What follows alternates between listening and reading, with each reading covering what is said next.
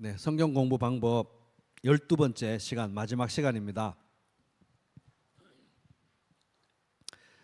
비록 11번째까지 들었던 내용을 다 잊어버렸다 그래도 오늘 것만 잘 기억하면 굉장히 유용한 정보들이, 지금까지 배운 것들을 일상생활에 사용할 수 있도록 정리한 내용들이니까 오늘 내용은 또 특별히 잘 들으시기를 바랍니다. 성경 공부의 전 과정을 세 단어로 요약하면은 이제 관찰, 해석, 적용이죠. 관찰은 본문이 무엇을 말하고 있는가, 또 해석은 그 의미가 무엇인가, 적용은 그 내용이 나와 무슨 상관이 있는가 이제 하는 것입니다. 이 모든 과정을 하나의 질문으로 요약하면 오늘 이 본문을 통해서 하나님께서 나에게 하시고자 하는 말씀이 무엇인가 같이 해볼까요? 오늘 이 본문을 통해서 하나님께서 나에게 하시고자 하는 말씀이 무엇인가?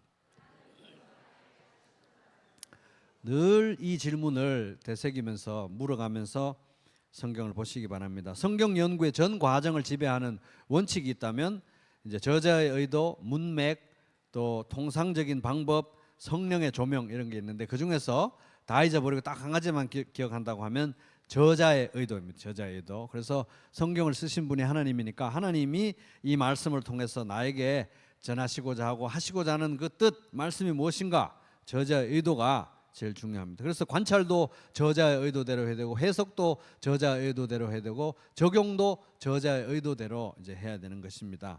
그래서 적용이 얼마나 중요한가, 지금 이제 적용 마지막 부분 하고 있는데 적용이 얼마나 중요한가, 핸드릭스 교수의 말입니다. 매력적인 진리란 적용된 진리를 말한다. 매력적인 진리란 적용된 진리를 말한다. 그래서 우리가 전하는 복음이 매력적이려면 나에게 먼저 적용이 돼야 되겠죠. 그래서 매력적인 진리는 적용된 진리다. 내가 성경을 막 몇 번 읽고 뭐 얼마나 통달하느냐가 중요한 게 아니라 내가 성경 말씀이 나를 얼마나 휩쓸고 지나갔느냐, 나의 영혼을 얼마나 훑고 지나갔느냐, 이게 더 중요하다는 거죠. 그래서 말씀이야말로 삶을 변화시키는 힘을 갖고 있기 때문에 궁극적인 의미의 거울, 나의 영혼을 비추는 거울과 같다고 할 수 있다. 이게 핸드릭스 교수님 책에 369페이지 나오는 내용이었죠. 그러므로 우리는 거울을 향해 나아가듯이 말씀 앞으로 나아가야 된다. 그래서 이 거울, 말씀이 거울과 같다. 내 영혼이 말씀 앞에 비춰져야 된다. 이런 취지의 말씀. 야고보서 1장 23절 24절, 말씀을 듣고도 행하지 않는 사람은 있는 그대로의 자기 얼굴을 거울 속으로 들여다보기만 하는 사람과 같습니다. 이런 사람은 자기의 모습을 보고 떠나가서 그것이 어떠한지를 곧 잊어버리는 사람입니다. 그래서 말씀을 볼 때 그 말씀 앞에 내가 벌거벗은 것처럼 내 영혼이 비춰져야 되고, 그 비춰진 모습을 보고 내가 회개하고 통회하고 아파하면서 삶을 변화시켜 달라고 기도할 때 적용이 끝난다 이제 하는 것입니다. 그래서 이제 관찰, 해석, 적용을 지배하는 최상위 원칙은 저자의 의도, 적용 역시 저자의 의도대로 해야 됩니다. 적용의 대원칙은 저자의 의도예요. 그래서 그러면 성경 전체를 흐르는 가장 중요한 저자의 의도는 뭔가? 너희가 성경에서 영생을 얻는 줄 생각하고 성경을 연구하거니와 이 성경이 곧 내게 대하여 예수 그리스도에 대하여 증언하는 것이다. 요한복음 5장 39절. 그래서 성경 잘 읽은 사람은 성경을 보면 볼수록 예수 그리스도에게 다가가고 예수 그리스도를 알아가고 예수 그리스도를 더 의지하고 예수 그리스도를 더 목말라 하게 돼 있다는 거죠. 그죠? 왜? 성경이 예수님에 대한 것이니까. 그래서 성경 전체의 핵심 주제는 예수 그리스도와 그의 복음이다 하는 것을 우리가 알 수 있습니다. 그래서 하이델베르크 요리 문답 1문에서 3문의 내용을 보면은 우리의 유일한 위로, 유일한 참된 위로는 우리가 하나님의 소유, 예수 그리스도의 소유, 내가 예수님의 것이다, 예수님이 나의 주인이다, 내가 예수님의 노예다 하는 것이 우리 삶의 유일한 행복인데, 그 유일한 행복을 이제 누리면서 살기 위해서 우리가 알아야 되는 세 가지 사항이 있죠. 첫째는 우리 죄와 비참함, 내가 얼마나 죄악된 존재고 비참한 존재이지. 둘째, 그런 나를 하나님이 어떻게 구원하셨는지. 셋째, 그 하나님께 나는 어떻게 감사의 삶을 살 것인가. 죄와 비참함, 구원, 감사, 이 세 가지를 알아야 되는데 이 세 가지가 바로 사실 한마디로 말하면 복음이고 이것이 성경의 핵심 내용이라는 거예요. 그죠? 그러니까 성경 적용도 이 성경 전체의 저자의 의도라고 할 수 있는 복음, 예수 그리스도, 좀 풀어서 세 단어로 하면 비참함, 구원, 감사, 이런 방향으로 나가야 된다는 거예요. 그래서 우리의 적용은 그리스도 중심적, 복음 중심적일 수밖에 없다. 설교도 마찬가지라는 거예요. 설교. 그래서 사도 바울도 항상 그런 원칙 가운데 사역했습니다. 내가 너희 중에서 예수 그리스도와 그가 십자가에 못 박힌 것 외에는 아무것도 알지 아니하기로 작정하였습니다. 시간이 10시간 주어지면 8시간은 예수님과 복음에 대해서 얘기하겠다는 거예요. 우선순위가 거기에 있기 때문에 다른 것에 대해서 시간 너무 많이 할애하고 싶지 않다 하는 것입니다. 그럼 적용은 이제 순식간에 일어나느냐, 아침에 30분 큐 했다고 일어나느냐, 그건 아니라는 거예요. 적용은 긴 삶의 변화의 과정, 적용은 삶의 변화의 과정이니까 순식간에 쉽게 일어나지는 않습니다. 긴 순종의 과정이에요. 순종은 긴 순종의 과정. 순종은 짧은 게 아니고 긴 거니까, 그죠? 그래서 긴 순종의 과정이기 때문에 바울은 이것을 해산의 고통이라고 불렀고, 예수님은 날마다 자기를 부인하고 우리 자신을 부인하고 예수 그리스도의 십자가를 지고 마치 형장으로 끌려가듯이 나는 사형 받아야 될 죄수인 것처럼 그 십자가를 등에 지고 예수님을 매일 따라가는 과정이 바로 성화의 과정이고 말씀 적용의 과정이고 삶의 변화의 과정이다. 그래서 이제 진정한 삶의 변화를 위해서는 꼭 묵상이 필요하죠. 묵상. 따라보겠습니다. 묵상이 필요해요. 그냥 이제 한번 대충 보고 삶의 변화가 일어나는 게 아니라 곰곰이 씹어보고 곱씹어보고 되새기고 마음에 새기고 마음에 채우고 하는 그 묵상의 과정이 있어야 삶의 변화가 일어난다. 실제로 상식적으로도 하여튼 내 인생의 중요한 어떤 삶의 변화, 내 삶의 전기가 되는 거, 내 삶의 변화를 일으키는 원동력이 되는 것들은 전부 항상 곰곰이 생각했던 것들이 그렇게 되지 깊이 생각 안 했던 것들은 내 삶의 변화를 일으키지 못하죠. 다른 모든 문제들이 있었어도. 그래서 이제 묵상입니다. 묵상은 하나님의 말씀을, 제가 거기 유인물에 적어놨죠. 묵상이란 하나님의 말씀을 되새기고 읊조리며 마음에 가득 채우는 영적 훈련이며 그리스도를 향한 삶의 변화로 나타난다. 그 유인물 2페이지 제일 위에 있습니다. 묵상이란 하나님의 말씀을 되새기고 읊조리며, 얼마나 골똘히 생각하면 나도 모르게 읊조리게 되는 거예요. 군시렁군시렁 마음에 가득 채우는 영적 훈련이고, 반드시 그것은 지적 변화가 아니라 지적 변화에서 나아가 그리스도를 향한 삶의 변화로 나타나게 돼 있다 하는 것입니다. 그래서 이제 빌립보서 4장 4절부터 9절 말씀 지난번에 이제 살펴봤는데, 거기에서 가르쳐주는 이제 묵상의 삶의 과정은 뭐냐 하면은, 우리들이 맨날 살다 보면 염려도 많고 두려움도 많고 뭐 걱정도 많고 죄책감도 많고 수치심도 많고 그런 생각들이 일어나잖아요. 특별히 그중에 대표적으로 염려가 일어날 때마다 우리는 어떻게 해야 됩니까? 기도해야 되죠. 기도. 하나님께 나아가 기도해야 됩니다. 기도할 때 감사함으로 기도하는 거예요. 왜? 기도를 들어주시는 하나님이시니까. 그런데 그렇게 염려를 기도로 이제 염려가 있을 때마다 기도하게 될 때 염려가 잦아들게 되잖아요. 염려가 잦아들게 되는데 염려가 잦아들었네 이러고 또 지나가면 안 된다는 거예요. 그 염려가 잦아든 자리에, 그 염려의 자리에 다른 걸로 채워야 되는데 바로 말씀으로 채워야 된다는 거, 말씀. 그래서 그게 빌립보서 4장 4절에서 9절에 쭉 나오는 내용입니다. 말씀 묵상으로 채워야 되는 거예요. 빈자리를 말씀으로 채워나가는 훈련을 할 때 그것이 우리 삶을 변화시킨다.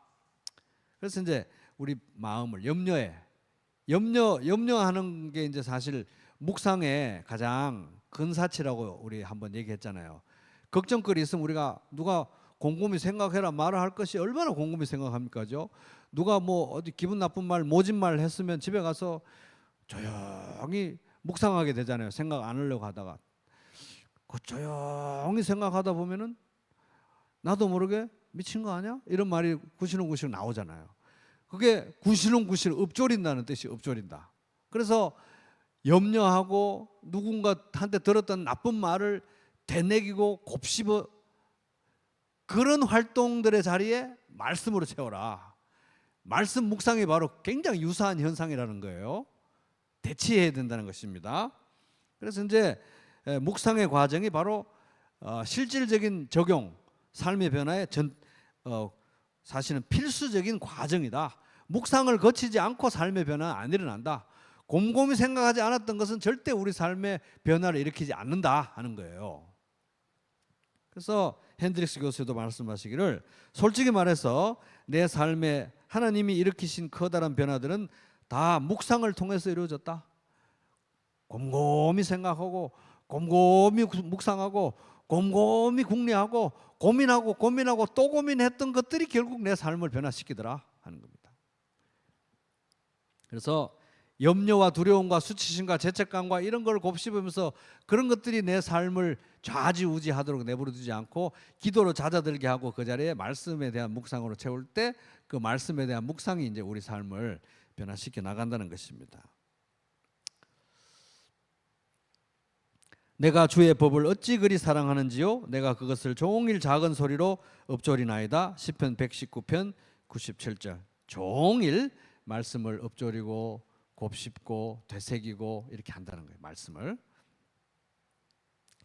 복 있는 사람은 악인들의 꾀를 따르지 아니하며 죄인들의 길에 서지 아니하며 오만한 자들의 자리에 앉지 아니하고 오직 뭘 즐거워하나요? 여호와의 율법을 즐거워하여 주야로 그것을 묵상한다. 시편 1편 1절에서 2절. 그래서 이게 이제 묵상입니다. 묵상. 계속 생각하는 거예요. 계속 곱씹는 것입니다.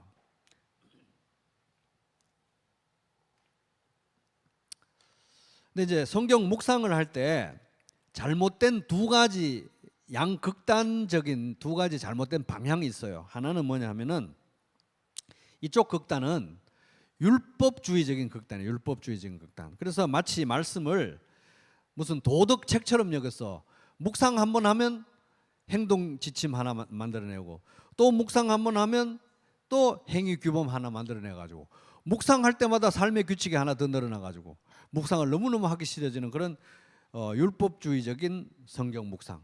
근데 그러다 보면 이제 자기한테 짐을 지우고 있는 게 피곤하면 남한테 지우게 돼요. 성경 묵상하면 저 사람한테 하나 지우고 이 사람한테 하나 지우고 이런 식이 되는 겁니다. 또 반대의 경향은 뭐냐면 한쪽은 율법주의 경향이고 한쪽은 무율법주의적인 경향. 무율법주의. 이거는 뭡니까? 예수님의 십자가와 부활로 다 이루어졌다는 거예요. 예수님의 보혈로 다 이루어졌다는 거예요. 이미 다 모든 것이 다 은혜로 다 이루어졌다는 거예요. 우리는 다 믿기만 하면 되고 우리는 알기만 하면 돼요. 그래가지고 묵상을 하면 할수록 사람이 게을러져요. 이거는. 왜냐하면 믿기만 하면 되고 알기만 하면 되니까. 무율법주의적으로. 그래서 믿음과 지식이 중요하기 때문에 성경이 묵상으로 딱 그치고 삶의 내용의 변화가 없는 거예요. 한쪽은 율법주의, 한쪽은 무율법주의 이런 양극단이 있어요. 근데 성경적인 대안은 제3의 방식입니다. 제3의 방식. 그것은 한마디로 말하면 따라보겠습니다. 그리스도 안에 예수님 안에 그리스도 안에 예수님 안에 엔 크리스토라는 표현이 바울 서신서 바울 편지에만 160번이 나옵니다. 160번. 그래서 성경이 제시하고 있는 묵상과 적용과 삶의 변화의 그런 과정은 율법주의적인 것도 아니고 무율법주의적인 것도 아니고 전혀 다른 차원의 거예요. 관계적인 거예요. 관계적인. 예수 그리스도의 관계를 통해서 역동적으로 변해져 나가는 것입니다. 이거는 율법주의도 아니고 무율법주의도 아니고 차원이 다른 거예요. 왜? 구원이라는 건 결국 예수 그리스도와 살아계신 예수 그리스도와의 연합이 바로 구원이기 때문에 한번 해볼게요. 살아계신 예수 그리스도. 그래서 구원은 살아계신 예수님과의 연합이 바로 구원이기 때문에 왜 예수님은 포도나무고 우리는 가지의 관계가 형성이 되는 거잖아요. 그러니까 삶의 변화는 율법주의나 무율법주의로 가는 그런 극단으로 일어나는 게 아니라 예수님과의 관계가 사랑의 관계가 지속되면서 자연스러운 열매로 포도나무에 포도가 열리듯이 맺혀지는 것이, 그래서 막 행위지향적으로 막 억지로 뭘 하는 것도 아니고 아무것도 안 하는 무율법주의도 아니고 굉장히 역동적인데 굉장히 율법주의적이지 않아요. 왜? 사랑하는 관계 속에서 맺혀지는 열매이기 때문에. 그래서 말씀 묵상은 결국은 살아계신 예수 그리스도를 더 깊이 알아가고 더 깊이 의지하고 더 가까이 밀착해서 따라가고 닮아가는 과정으로 돼야 된다, 묵상은. 그래서 이 묵상의 지향성이고 방향성인 것입니다.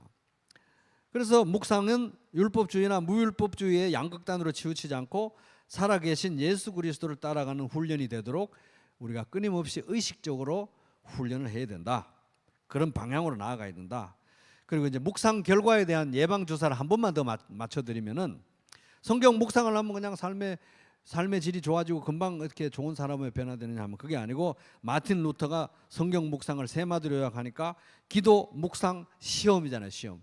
너무 절박해서 기도하고 주여 말씀을 주세요, 제가 어떻게 살아야 될지 모르겠습니다 하고 묵상을 했어요. 그러니까 세상에 나갔습니다. 그랬더니 시험이 찾아와요. 또 실패하고 무너져요. 또 주여 도와주세요, 살려주세요, 또 나아가서 뜻을 구하면서 말씀 묵상합니다. 그래서 세상에 나갔더니 또 시험이 찾아오고 또 무너져요. 그래서 이 사망의 몸에서 누가 나를 건져내랴, 나는 매일 실패, 나는 어떻게 여기서 승리할 수 있느냐. 로마서 7장 마지막 절부터 8장으로 넘어가면서 예수 그리스도 때문에, 예수 그리스도를 인해서 하나님께 우리가 감사할 수 있다. 늘 예수님 의지하고 예수님 안에서만, 대장 되시는 예수님 안에서만 우리가 승리할 수 있다. 그래서 성경 묵상하고 금방 또 시험을 만나고 넘어지게 되더라도 좌절하거나 실망하거나 낙심할 이유는 없다는 거죠. 원래 그러고, 원래 이 과정을 통해서 더 묵상하면 할수록 돋터가지고 예수도 필요 없고 이런 사람이 아니라, 묵상하면 할수록 더 예수님을 밀착해서 동행하면서 의존할 수밖에 없는 사람으로 우리가 변화되어 간다. 그렇습니다. 자, 여기까지 이제 짧은 복습이었고, 이제 묵상의 실제를 한번 생각해 보겠습니다. 묵상의 실제를 살펴보는데, 이게 이제 큐티 방법이에요. 큐티 방법. 묵상의 실제. 지금까지 내용은 다 잊어버려도 지금부터만 기억하면 됩니다. 이제 묵상의 실제입니다. 하나님의 말씀을 주야로 묵상하고 매일 묵상해야 되는데, 이 매일의 묵상, 이걸 어떻게 할 것이냐. 어떤 사람들 이거를 큐티라고 하고, 어떤 사람은 이거를 경건의 시간이라고도 합니다. 그래서 밖에 보면 시중에 보면은 기독교 서점에 가면 큐티, 묵상 이런 게 엄청나게 종류가 많아요. 그래서 하여튼 그 방법론도 수십 수백 가지가 될 겁니다. 아마 책들이 너무 많아가지고. 그래서 그 중에 제가 어떤 하나를 택하기도 그러고, 그래서 우리가 이 과정을 통해서 공부했던 성경 연구 방법, 성경 공부 방법의 이 모든 내용이 이제 반영이 되도록, 실질적으로 반영이 되도록, 그리고 실제로 제가 아주 오랫동안 제가 또 체험해 본 방법, 제가 이렇게 묵상하고 있고 설교할 때마다 또 가르칠 때마다 이렇게 하고 있는, 내가 써본 방법, 검증된 방법 제가 해봤으니까, 그리고 어디에 나와 있지 않은 좀 독창적인 방법. 그래서 이제 이거 사실 몇 년 전에 강 목사님하고 김인섭 형제님께서 저기 성지순례 가시고 났을 때 제가 막 혼자서 이렇게 새벽 기도할 때, 그때 한번 이렇게 실제로 하면서 제가 또 소개 잠깐 드렸던 적도 있는 그 방법입니다. 그래서 성경 묵상 방법을 이제 알려드리면, 이름하여 4점 묵상이라고 따라해보겠습니다. 4점 묵상. 4점 묵상이래. 네 가지 점이에요. 4가지. 4점 묵상. 그래서 이 4점 묵상은 오늘 이 본문을 통해서, 우리가 지금까지 계속 얘기했던 그 질문, 오늘 이 본문을 통해서 하나님께서 나에게 하시고자 하는 말씀은 무엇인가에 답하기 위한 묵상의 방법이다. 4점 묵상. 4점 묵상. 그래서 이제 이론적으로 30분, 소요 시간 30분 안에 할 수 있는 걸로 이렇게 상정하고 만든 방법입니다. 30분 정도, 더 넘어가도 좋지만 30분 정도 투자하면 되는 방법. 준비물은 묵상 노트가 너무 필요해요. 묵상 노트. 왜냐하면은 이 적는 게 너무 큰 힘이 됩니다. 왜냐하면 이 글로 적어보고 말로 제대로 안 해본 말로 안 해보거나 글로 적어보지 않으면 있잖아요. 이 우리 마음속에 있는 생각은 구체화되지 않기 때문에 분명히 내가 마음속으로 다 생각한 것 같은데 말로 하거나 글로 적어보지 않은 거는 구체화되지 않아요. 구체화되지 않은 거 뭡니까? 실행이 안 된다는 거예요. 적용이 안 되고 삶의 변화를 못 일으킨다는 거잖아요. 그래서 글로 적어보는 게 굉장히 중요하고 말을 해보는 게 중요한데 혼자 큐티하니까 누구한테 말할 사람 없으니까 적어보는 게 굉장히 중요하죠. 그래서 짧게라도 메모식으로라도 적어야 되니까 큐티 노트는 한 권 사야 됩니다. 큐티 노트 아직 없으신 분은 하나 꼭 사시기 바랍니다. 큐티 노트는 사셔야 돼요. 큐티 하려면. 자, 묵상의 4점은 뭐냐? 따라보겠습니다. 요점, 특이점, 배운 점, 적용점. 쉽죠? 자, 한 번 더. 요점, 특이점, 배운 점, 적용점. 한 번만 더. 요점, 특이점, 배운 점, 적용점. 쉽죠? 요점, 특이점, 배운 점, 적용점. 요점, 특이점, 배운 점, 적용점. 요점 뭐냐? 오늘 매일 예를 들어서 매일 성경 오늘 해당 본문 있잖아요. 오늘 읽게 되는 본문에 읽은 본문의 요점은 뭐냐? 요약하더라는 거죠. 요약. 근데 요점은 그냥 동떨어지게 하는 게 아니라 전후 문맥의 관계성 속에서 이제 요점을 찾아야 되는데 요점이 여러분 숙제 해봤지만 쉽습니까? 굉장히 어렵습니다. 30분 내에 요점 정리까지 하려면 못해요. 그래서 필요한 게 뭐겠습니까? 스터디 바이블, ESV 스터디 바이블, 메가더 성경 주석, 그다음에 성경신학 스터디 바이블, IVP 성경 이런 거 사용하시면서 그걸 요점을 적는 거예요. 또 매일 성경에도 보면 본문 왼쪽 페이지에 보면 요점이 그 위에 나와 있거든요. 그거를 참조하는 거예요. 요점, 특이점, 배운 점, 적용점. 특이점은 뭡니까? 특이점, 요게 관찰, 해석, 적용의 관찰에 해당하는 부분입니다. 그래서 본문을 천천히 읽어가면서 처음 읽는 것처럼 천천히 읽어가면서 새롭게 눈에 띄는 점. 전에는 못 봤는데 오늘 새롭게 눈에 띄는 점이 있어요. 새롭게 눈에 띄는 점, 요걸 일단 밑줄을 긋는 거예요. 밑줄. 노란색 밑줄은 기억할 만하네. 좀 그어볼까? 녹색은 생각 좀 해봐야 되겠다. 빨간색은 중요한데. 그래서 노란색, 녹색, 빨간색 세 가지 있으면 더 좋습니다. 그래서 이제 밑줄 그어요. 그게 이제 관찰에 해당 부분인데 특이점입니다. 특이점. 요거 이제 제가 눈에 뜨인 점이니까 뜨인 점으로 하려고 하다가 뜨인 점은 좀 이상한 것 같아가지고 특이점으로 바꿔서 특이점 외우기 쉽게 특이점, 요점, 특이점, 그다음 배운 점이죠. 배운 점은 이제 오늘 본문을 묵상하면서 매일 성경 참조하고 스터디 바이블 참조하면서 이제 배운 점을 적는데 사실 이 배운 점은 제대로 하면 엄격하게 하면 어렵습니다. 그건 뭐냐면 이 오늘 해당 본문을 하나의 통일된 하나의 어떤 유닛 단위로 생각했을 때 이 본문이 오늘 뭐에 대한 내용인가? 순무김치 담그는 법인가? 콩나물 무침에 대한 글인가? 뭐에 대한 글인가를 파악하고 그 뭐에 대한 거냐? 주제에 대해서 이 글이 뭘 이야기하고 있는지를 쓰는 게 이제 메시지. 이 글의 메시지, 한 가지 메시지를 찾는 건데 그것도 30분 만에 못 합니다. 그래서 이제 그건 또 성경을 계속 반복해서 읽어가기 때문에 오늘 한 번만에 다 찾겠다고 우리가 욕심 부릴 필요도 없고 그런 식으로 이제 이 배운 점을 적으면 너무 어려우니까 쉬운 방법으로 제가 다른 방법을 이제 찾은 게 뭐냐 하면은 현실적으로 배운 점을 찾기 어렵기 때문에 1차적으로 배운 점은 아까 특이점 있죠. 특이점에서 연관된 내용을 내가 이걸 배웠다 오늘 본문에서 그걸 적는 게 이제 배운 점이고 배운 점 찾기가 어려워요. 배운 점 찾기가 어려우면 두 가지 질문을 하면 돼요. 본문에 관계해서 두 가지 질문이 뭐냐 하면은 하나님은 어떤 분이십니까? 그 다음에 인간은 어떤 존재입니까? 이거예요. 본문 안에서 이 두 가지를 물어보세요. 하나님 어떤 분인가요? 인간은 어떤 존재입니까? 이게 이제 해석에 해당되는 부분인데 하나님은 어떤 분인가요? 인간은 어떤 존재입니까? 이게 이제 굉장히 중요한 질문인데 왜냐하면 성경은 결국은 구원에 이르는 지혜, 인간이 필요한 지혜, 진짜 지혜, 참된 지혜를 주는 거잖아요. 지혜는 결국 하나님 말씀, 하나님이 계신데 하나님의 말씀은 결국은 하나님을 아는 지식과 인간을 아는 지식으로 이루어져 있다. 이게 이제 우리가 신학적으로 종합적으로 성경 전체를 봤을 때 우리가 그런 결론을 내리는 거예요. 그러니까 결국은 성경의 모든 부분은 어떤 면에서 결국 하나님 어떤 분인가, 인간은 어떤 존재인가를 말해줘요.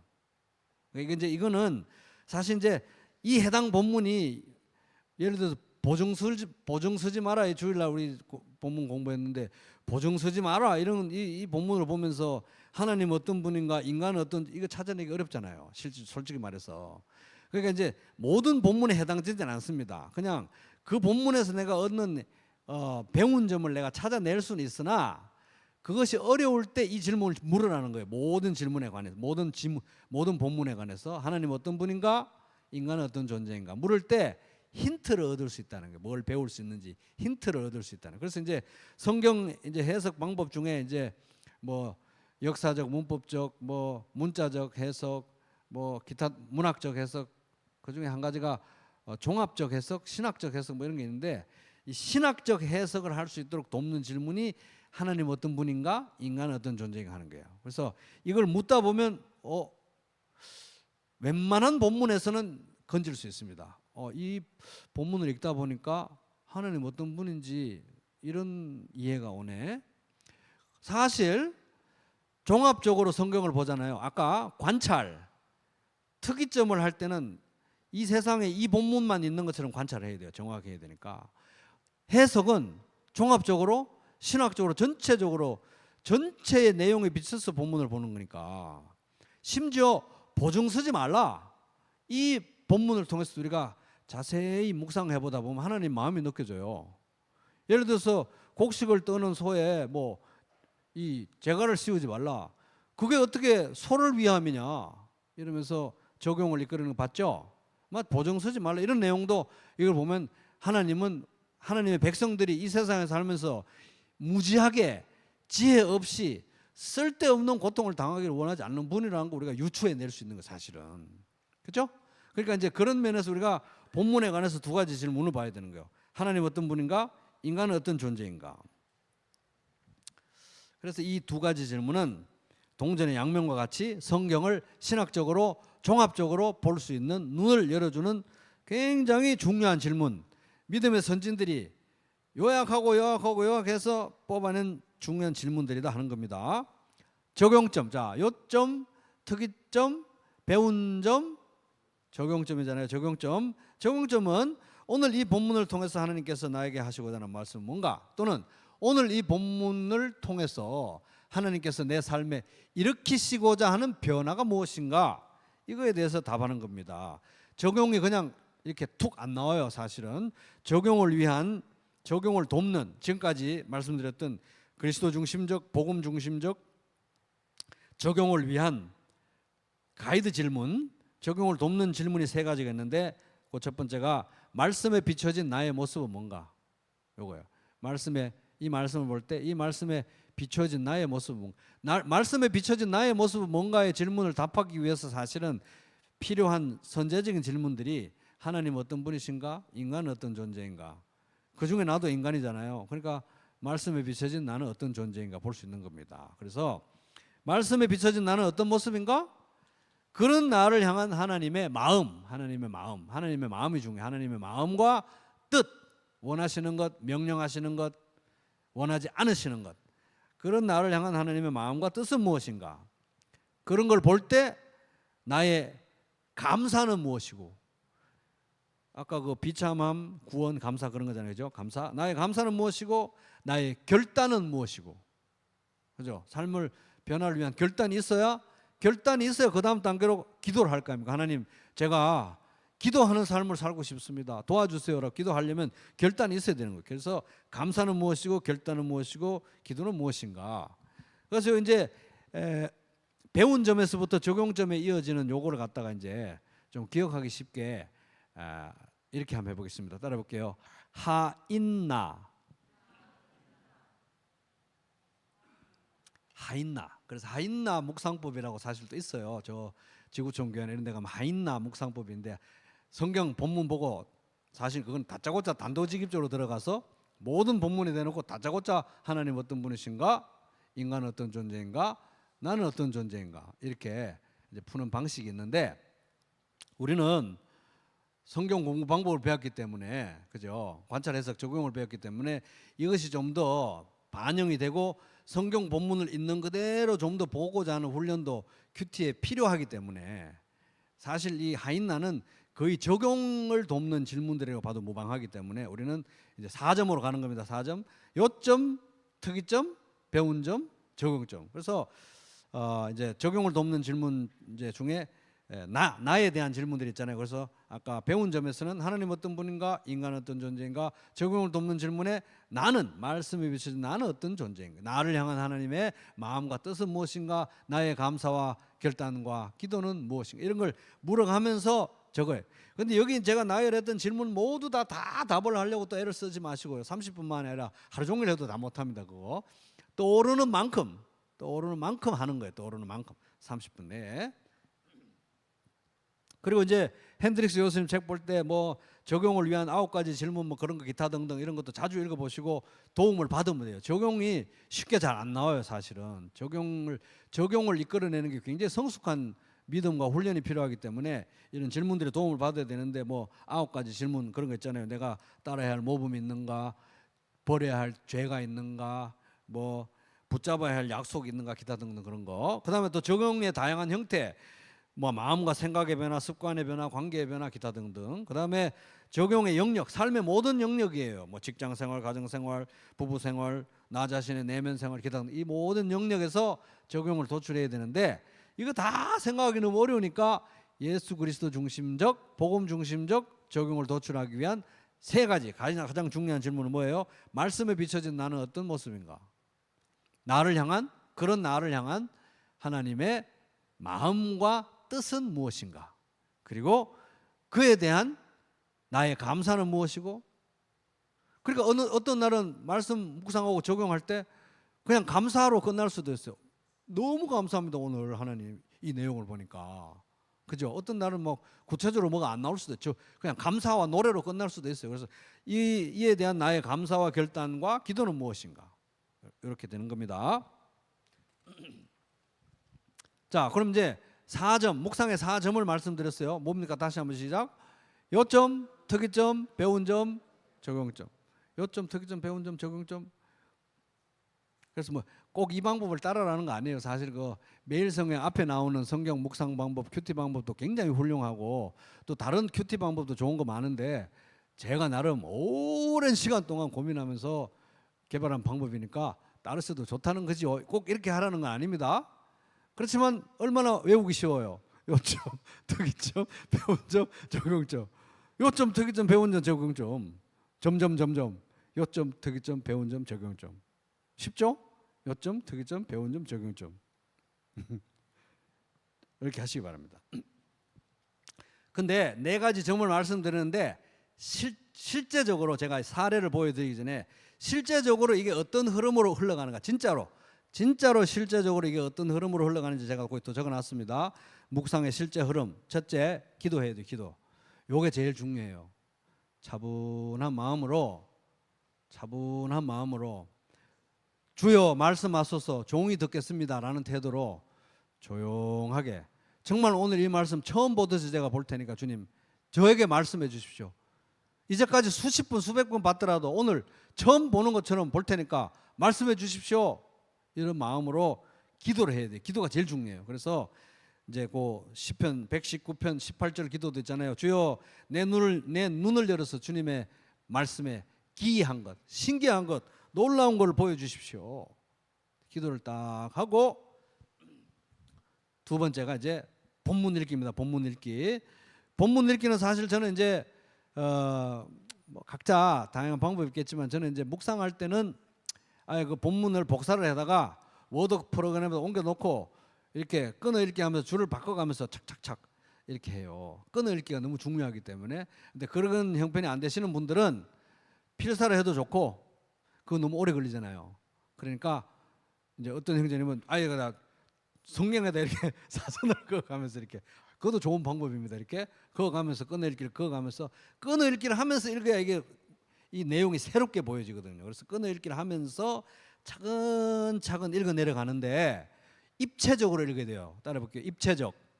입체적으로 컬러풀하게 읽어야 돼요. 그래서 성경 읽는데 바람이라는 내용이 나오잖아요.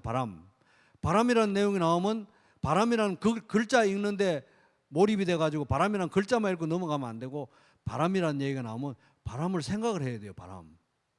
물이라는 얘기가 나오잖아요. 성경에 물이라는 얘기가 나오면 물이라는 글자 읽는데 막 집중해가지고 물 막 글자만 그냥 읽고 넘어가는 게 아니라 물을 생각을 해야 돼. 그죠? 색깔 있게 색깔을 덧입혀서 읽어야 돼. 있는 그대로 묵상하면서 차근히 읽어야 되는 거예요. 걸어갔다 이런 단어가 나오면 걸어가는 걸 생각을 해야 되는 거예요. 그죠? 입체적으로 읽어야 됩니다. 천천히 그렇게 읽다 보면은 맨날 자주 봤던데 이거 한두 번 들었던 말씀이 아닌데 이런 게 있었어? 이런 게 나와요. 신기하죠. 볼 때마다 그런 게 나옵니다. 그런 거 어떻게 해야 되겠어요? 체크해놔야 되겠다 싶으면 노란 줄, 생각 좀 해야 되겠다 싶으면 녹색 줄, 중요하다 싶으면 빨간 줄, 그런 거예요. 형광펜은 안 돼요. 다 번지니까 반드시 색연필 종류로 끄시기 바랍니다. 그렇게 줄을 그어놔야 돼요. 줄을 그어놓고 이제 읽는데 봐도 새롭지가 않아요. 아무리 봐도. 그럴 때는 이게 내가 이 말에 너무 익숙하구나. 한번 읽었는데 전혀 새롭지가 않아요. 그러면 지금 마음이 심란한 상태든지 기도를 제대로 안 했든지 뭐 그럴 수도 있지만 번역 성경을 한번 바꿔봐도 좋아요. 그래서 개역 성경 보고 뭔가 새로운 게 없으면 새 번역으로 한번 읽어보시는 거예요. 그래서 새 번역 성경도 하나 사는 게 좋겠죠. 그래서 이제 그걸 보면서 줄을 긋습니다. 자, 기도하고 실제로는 성경 읽기 단계가 이제 먼저 들어가고 그 다음에 요점을 적는 거예요. 이제부터 적는 과정입니다. 이제부터 적어야 돼요. 적는 거예요. 요점은 어디서? 요점을 이거 그냥 내가 파악하면 너무 시간이 걸리니까 ESV 스터디 바이블 이런 데 보면은 요점이 단락별로 다 나와 있거든요. 그 요점을 거기다 적는 거예요. 그냥 그대로 적는 거예요. 요점을 적는 이유는 문맥을 파악하고 문맥 전체 속 전후 좌우 문맥 속에서 이 본문이 무슨 위치를 차지하고 있는지 내가 봐야 되니까 요점을 적는 거예요. 간단하게 있는 그대로 적어도 돼요. 시간이 많다? 그럼 내가 직접 요점 정리하면 되는데 그래도 또 그런 책을 보고 확인하는 건 필요하죠. 요점을 적습니다. 그 다음에 이제 특이점에 대해서 적어야 돼요. 아까 특이점은 다 밑줄 그어놨죠? 이게 여기 이름만 걸어놔라는 단어가 있었네. 걸어놔라는 단어가 2절과 3절 사이에 들어간다. 아니면 천천히 걸어갔네? 모세가 천천히 걸어갔구나. 뭐 이렇게 적는 거예요. 이렇게 특이점을 적는 거예요. 누가 노트 검사하는 거 아니니까 나만 알아먹을 수 있도록 방법으로 이렇게 적으시면 돼요. 뭐 문장이 깔끔해야 되는 것도 아니고 완전해야 되는 것도 아니고 메모식으로 적기만 적으면 되는 겁니다. 특이점을 적는 거예요. 배운 점? 오늘 배운 점은 뭡니까? 특이점과 관련해서 오늘 본문에서만 배울 수 있는 오늘 본문의 메시지는 뭔가 이거 이제 적으면 좋겠지만 그거 사실 굉장히 어려운 작업이니까 배운 점을 적기 위한 두 가지 가이드 질문이 있었죠. 하나님 어떤 분이십니까? 인간은 어떤 존재입니까? 일반적인 인간. 보증 서지 말라. 아까 그 본문에서 보면 오죽 보증 서서 손해 본 사람이 많으면은 남들 보증 서달라고 해서 손해 끼친 사람이 오죽 많았으면 이렇게 하나님이 말씀을 적어놨을까?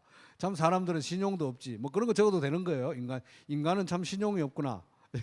적어도 되겠죠. 그래서 이제 하나님 어떤 분인가, 인간은 어떤 존재인가, 이제 신학적으로 종합적으로 성경을 그런 관점에서 보기 위한 두 가지 가이드 질문을. 그래서 그거에 답하는 걸 해보는 거예요. 한번 적용점으로 넘어갑니다.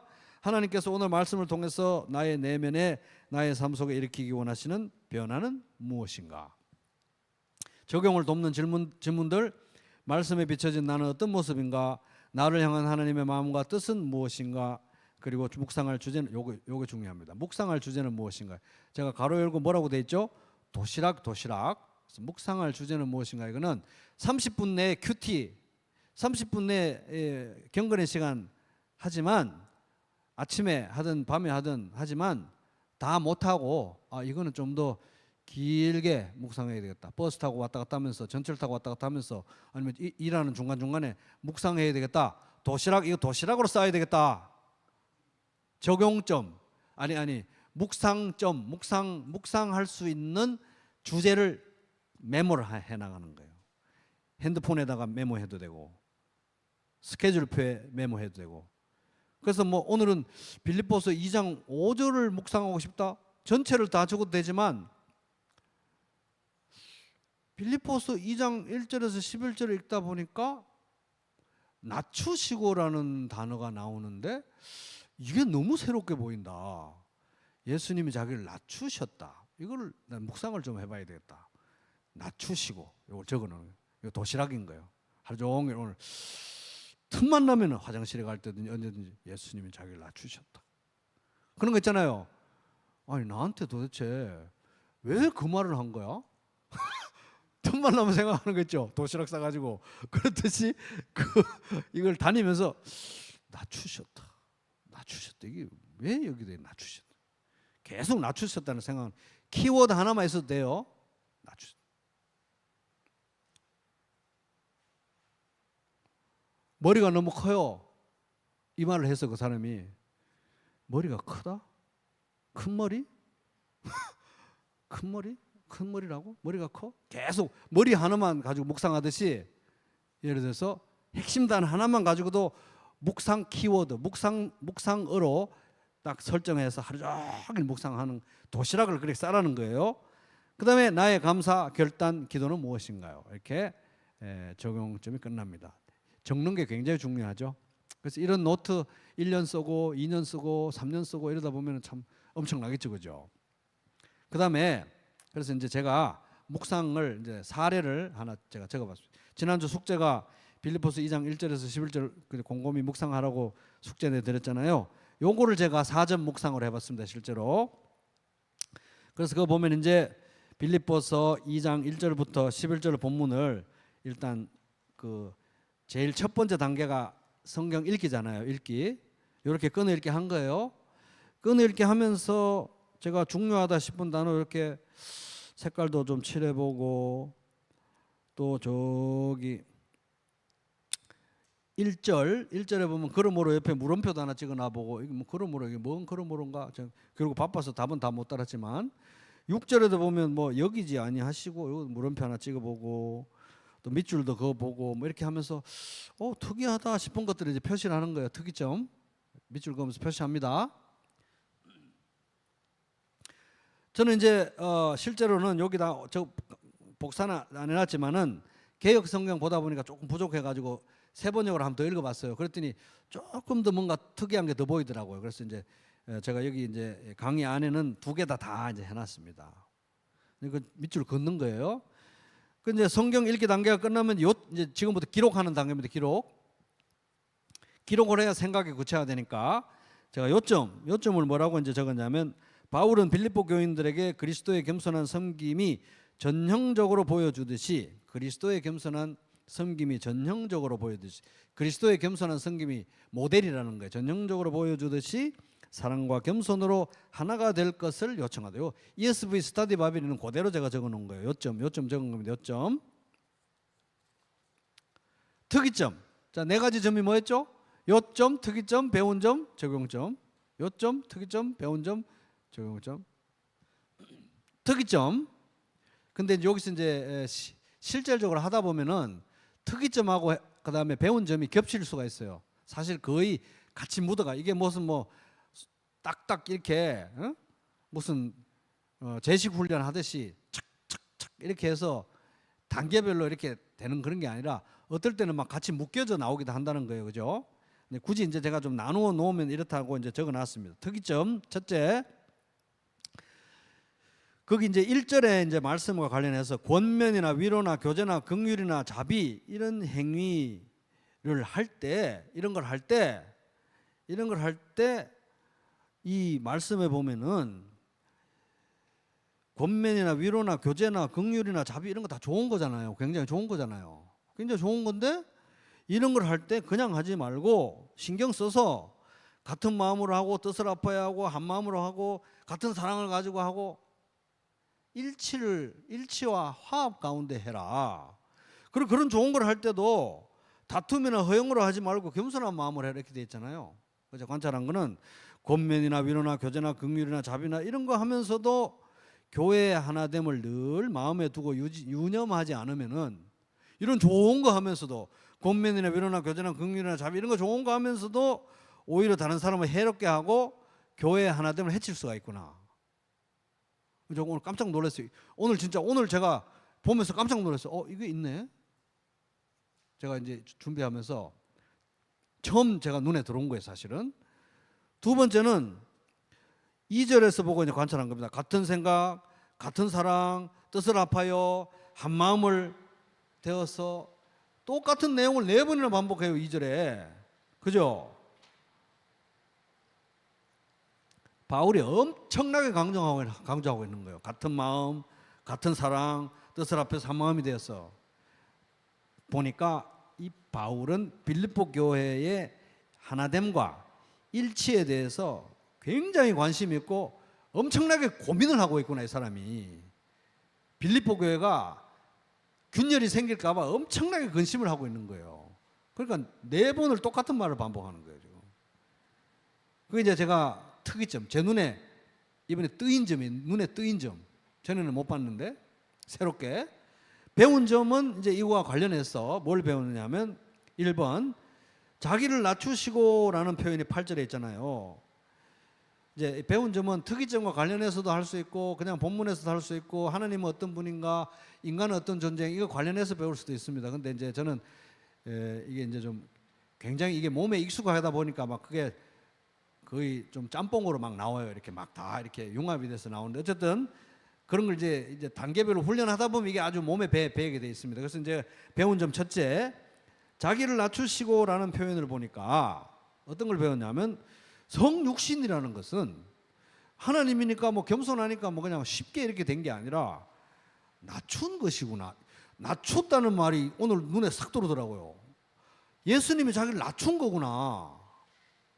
낮춰야 성육신을 할 수 있는 거구나. 이게 눈에 들어온 거예요. 그러니까 이것은 그냥 뭐 저절로 그냥 스르륵 된 게 아니라 의도적인 낮춤, 의지적인 낮춤 이게 있었기 때문에 예수님이 이 땅에 오실 수 있었다. 이게 제 눈에 들어와서 좀 쇼크를 먹었어요.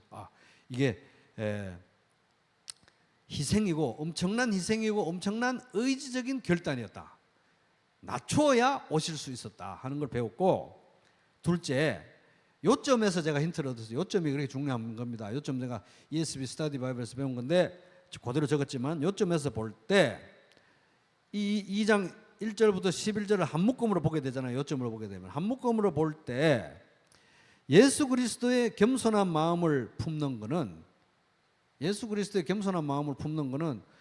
사람이 겸손해야지, 겸손하게 살아야지, 겸손한 게 좋은 거야, 혼자 참 겸손하시네요, 이런 차원에서 머물러서는 안 된다는 거예요. 왜? 이 말씀을 한 묶음으로 보니까 어떤 게 되냐면은 그리스도의 겸손한 마음을 품는다는 것은 개인적 차원에서만 머물러서 될 게 아니라 항상 그것은 교회의 하나됨과 일치를 지향해야 된다. 왜? 여기 지금 계속 교회의 하나됨을 반복해서 얘기를 하고 있거든요. 자기 혼자만 겸손하고 자기 혼자만 겸손하게 이래가 된다는 게 아니라는 거예요. 교회의 하나됨과 일치를 지향해야 진짜 겸손이라는 거예요. 진짜 겸손. 세 번째 배운 거는 그리스도를 닮은 겸손함이란 결국은 교회의 하나됨을 해치지 않는 겸손함이다. 그러니까 저 산중에 들어가서 혼자 막 돛 닦고 겸손하게 하는 그런 게 진짜 겸손이 아니고 공동체 속에서 하나됨을 지키는 겸손이 진짜 겸손이다 하는 것입니다. 네 번째, 인간은 어떤 존재인가? 이걸 딱 보니까 그리스도 안에서, 이건 참 저는 좀 충격이었어요. 그리스도 안에서 권면 좋잖아요. 사람을 권하고 격려하고 위로하고 교제하고 긍휼을 베풀고 자비의 말도 하고 행동을 하고 이런 걸 하면서도 낮은 마음으로 해라, 분쟁을 일으키지 말고 하라, 이런 거 보면은 이런 좋은 걸 한다고 하면서도 경쟁심으로 할 수 있고 시기심으로 할 수 있고 허영심으로 할 수 있고 하나됨을 깨가면서 할 수 있구나 이런 것들을. 이런 걸 보니까 인간의 이 겸손, 이 교만이라는 건 도대체 어떤 것이냐, 이런 걸 보게 된다는 거예요. 예수 믿는다고 하면서도, 이런 걸 한다고 하면서도 하나됨을 깨가면서 교만하게 경쟁심으로 시기심으로 할 수 있구나. 근데 그걸 또 이렇게 묵상을 하다 보니까 1장에 그 사도 바울이 감옥에 갇힌 줄 알고 용용 죽겠지 하면서 복음 전하는 사람들 있잖아요. 그 사람들이 생각이 나는 거야. 아, 바로 그 사람들이 그런 종류의 아주 전형적인 사례들이구나. 근데 이제 배운 점을 이제 적어 놓고 적용점으로 넘어가서, 적용을 돕는 질문이 뭡니까? 말씀에 비친 나의 모습은 어떤 것인가? 그런 나를 향한 하나님의 마음과 뜻은 무엇인가? 그리고 나의 그 말씀에 대해서 나의 감사와 결단과 기도는 무엇인가 했잖아요.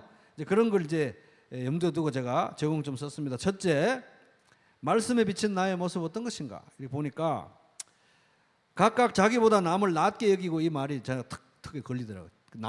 자기보다 남을 낮게 여기고, 남이 낫다고 여겨라. 이게 제 마음에 목에 탁 걸리면서 좀 충격적이었어요. 왜냐하면은, 근데 이게 오늘 보니까 이게 말씀 보기 전에 하나님, 제가 이거 한두 번 받겠습니까? 빌립보서 2장 1절에서 11절을 하나님 보여주세요라고 기도했더니 응답하시는 걸 제가 오늘 경험했는데, 각각 자기보다 남을 낮게 여기고라는 말씀이 충격적이에요. 왜? 목사라고 합시고 그리스도 안에서 예수 그리스도 안에서 예수 그리스도의 이름으로 권면하고 권하고 격려하고 위로하고 교제하고 긍휼을 베풀고 자비롭게 말하고 자비롭게 행동하면서 다른 사람을 나보다 낫게 해야 되는데 난 당신보다 나아요, 이런 마음으로 할 수 있다는 거예요. 그러니까 이게 나보다 다른 사람을 낫게 여기라는, 이게 예수 그리스도의 그 사례가 쫙 나오잖아요, 그죠? 그러니까 이런 좋은 거를 심지어 목사로서 하면서도 내가 당신보다 나아서 주는 거야, 이런 태도로 우월감을 가지고 교만한 마음으로 할 수 있다. 또 그럴 때도 있었다. 뭐 제가 여기 이제 너무 여러분만 제가 일기쓴 다 보여주는 거니까 제가 너무 적나라하게는 안 적었죠, 물론. 어느 정도 제가 좀 이렇게 다듬어서 적었지만 반성이 됐어요. 그럴 때도 있었구나. 교만한 마음을 가지고 할 때가 있구나. 우월감을 가지고 높은 데서 내려다보면서 그렇게 할 수가 있구나. 가증스러운 거구나. 그래서 나의 주인이신 만왕의 왕 그리스도가 그리 하셨으니까 나도 그렇게 낮은 마음으로 해야 되는 것이구나. 내가 당신보다 나아서 주는 거야 라는 식이 아니라는 거예요. 그리고 두 번째 적용점은 설교와 목회에 있어서도 물론 말씀의 권세는 앞세워야 되죠. 말씀의 권세와 권위는 양보할 수 없는 거니까. 그러나 나 자신은 성도로서의 예의를 가지고 해야 되겠구나, 이런 생각이 좀 들었고, 이제 제 솔직한 적용입니다. 저의 적용이에요. 세 번째, 낮춤, 비움. 예수님이 낮추셨잖아요. 의지적으로 낮추신 거예요. 낮추셨으니까 성육신한 거죠.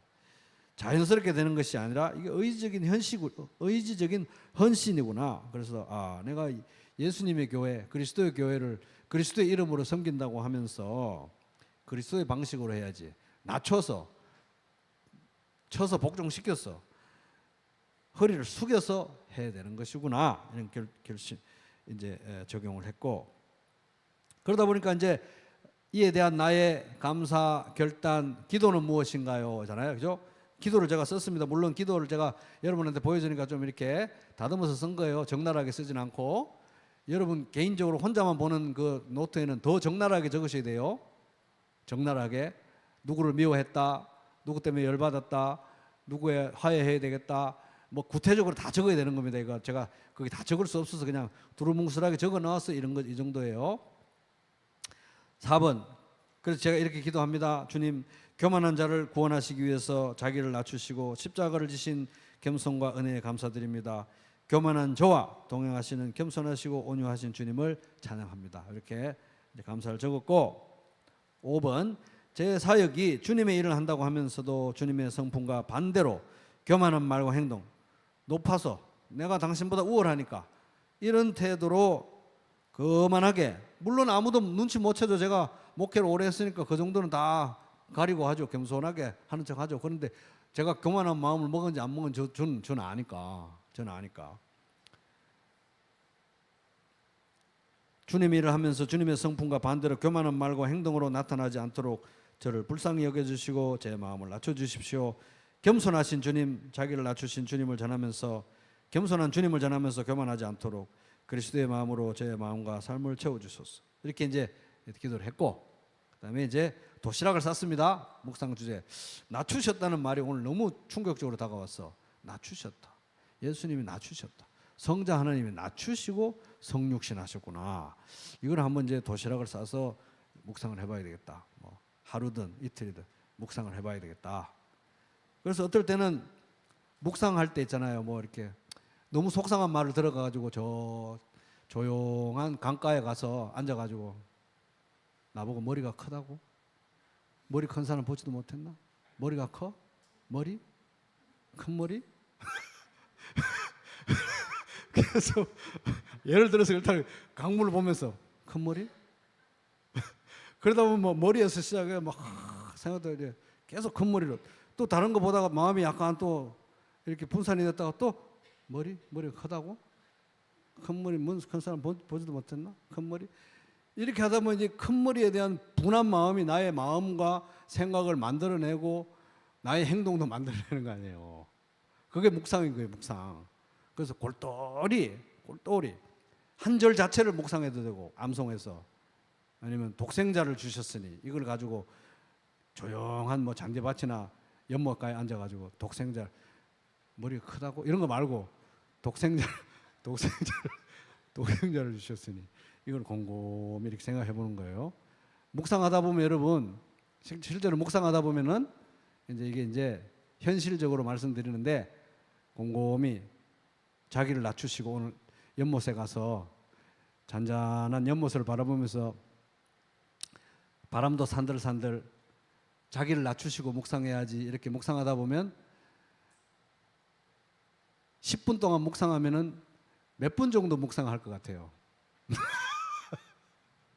10분 묵상하면은 9분은 잡생각이 9분은 그 정도로 우리가 잡생각에 찌들어 있습니다. 그래서 낮추심 묵상하러 갔는데 9분 동안 잡생각이 들어도 여러분 좌절하거나 실망하지 마세요. 그게 우리. 그게 우리이기 때문에 10분 중에 30초라도 제대로만 묵상할 수 있다면 이 진리가 원자폭탄처럼 파워풀하기 때문에 우리 변화시킵니다. 그래서 진짜 어떨 때는 10분 묵상하는데 9분 59초 동안 잡생각하다가 마지막 1초에 잠깐 하고 끝날 때도 있어요. 근데 바빠져 막 출근을 해야 돼. 그래도 좌절하지 말고 또 다음날 또 묵상하고 또 묵상하고 또 묵상하다 보면 조금씩 비중이 늘어갈 수 있습니다. 그래도 이게 죄도 이게 한 방울이 다 오염시키듯이 이 진리가 파워풀하기 때문에 묵상이 우리 삶을 변화시키는 거예요. 그래서 이제 묵상하면서 4점이 뭐라고요? 4점? 요점, 특이점, 배운 점, 적용점. 뭐 이거 꼭 하라는 말씀 아닌데 다른 거 매일 성경 보고 하셔도 되고 다 해도 되는데 괜찮잖아요? 뭐라고요? 요점, 특이점, 배운 점, 적용점. 한번 묵상해 보시고 노트 한 권 꼭 사시기 바랍니다. 지난 10주간 숙제도 많고 또 새로운 거 한다고 스트레스도 받고 또 우리 목자님들은 목원들이 나 못하겠다, 나 살려다오, 정말 힘들다 이런 막 가운데서도 또 가정교회 이끄시고 또 어려운 고비 넘어가면서 또 처음에는 어려웠지만 말씀 묵상에 또 즐거움과 기쁨을 발견하면서 함께 성장할 수 있어가지고 다들 수고 많으셨으니까 서로 수고했다 격려하면서 박수 한번 보겠습니다. 감사합니다.